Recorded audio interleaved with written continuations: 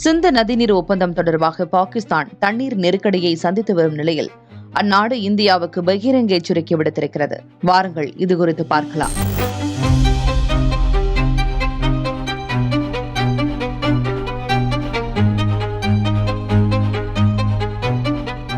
ஜம்மு காஷ்மீரின் பஹல்காம் பகுதியில் பயங்கரவாதிகள் கடந்த ஆண்டு ஏப்ரல் 22ஆம் தேதி துப்பாக்கிச்சூடு நடத்தியதில் 26 சுற்றுலா பயணிகள் உயிரிழந்தனர். இந்த தாக்குதலுக்கு பாகிஸ்தான் ஆதரவு பயங்கரவாதிகளே காரணம் என்று இந்தியா குற்றஞ்சாட்டியது. மேலும் எல்லை தாண்டிய பயங்கரவாதத்திற்கு எதிராக பாகிஸ்தான் அரசு நம்பகமான மற்றும் உறுதியான நடவடிக்கையை எடுக்கும் வரை 1960ஆம் ஆண்டு உலக வங்கியின் மத்தியஸ்தத்தில் உருவான சிந்து நதிநீர் ஒப்பந்தத்தை இந்தியா நிறுத்தி வைத்துள்ளது. இந்த ஒப்பந்தம் சிந்து நதி அமைப்பின் நீரை பகிர்வதை நிர்வகிப்பதோடு அதன் படுகையின் நீரில் ஏறக்குறைய 80 விழுக்காட்டை பாகிஸ்தானுக்கு ஒதுக்குகிறது.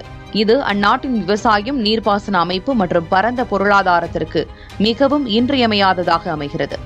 தற்போது இந்திய அரசால் சிந்து நதிநீர் நிறுத்தி வைக்கப்பட்டிருப்பதால் பாகிஸ்தான் கடுமையான தண்ணீர் நெருக்கடியை சந்தித்து வருகிறது. அதே நேரத்தில் இதன் மூலம் கிடைக்கும் உபரி நீரை 113 கிலோமீட்டர் தொலைவுக்கு கால்வாய் தோண்டி காஷ்மீர், பஞ்சாப், ஹரியானா, ராஜஸ்தான் மாநிலங்களுக்கு வழங்க மத்திய அரசு திட்டமிட்டுள்ளது. இந்த நிலையில்தான் அந்நாட்டின் பாதுகாப்புத்துறை அமைச்சர் குவாஜா ஆசிப் இந்தியாவுக்கு எச்சரிக்கை விடுத்திருக்கிறார். நதி பகிர்வு ஒப்பந்தத்தின் கீழ் நீர் ஓட்டத்தை கட்டுப்படுத்தவோ அல்லது மாற்றியமைக்கவோ இந்தியா நடவடிக்கை எடுத்தால் அந்நாட்டின் மீது பாகிஸ்தான் போர் தொடுக்கும் என அவர் எச்சரித்திருக்கிறார். முன்னதாக பாகிஸ்தான் துணை பிரதமர் இஷாக் டார் சிந்து நதிநீர் ஒப்பந்தத்தை இந்தியா மீறுவதாக கூறி அது தொடர்பாக ஐநா பாதுகாப்பு சபையின் தலையீட்டை கடந்த வாரம் கோரியிருந்தார் என்பது குறிப்பிடத்தக்கது.